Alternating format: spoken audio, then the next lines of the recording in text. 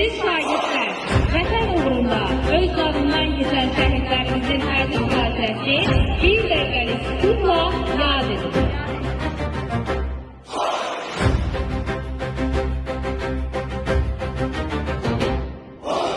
Odlar diyarı yine ışık saçır. Harbüdür gülür azad dalarda. Fuzuli'nin 4 kendi ve Cebrail'in ise 2 kendi işgaldan azat edilip gözümüz aydın olsun. Ben bugün aynı zamanda hoşbəxt adamım ki, ata vəsiyyətini yerine getirdim.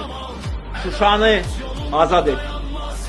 Ulu Önder'in ruhu şaddır bugün. Gözün aydın olsun Azerbaycan.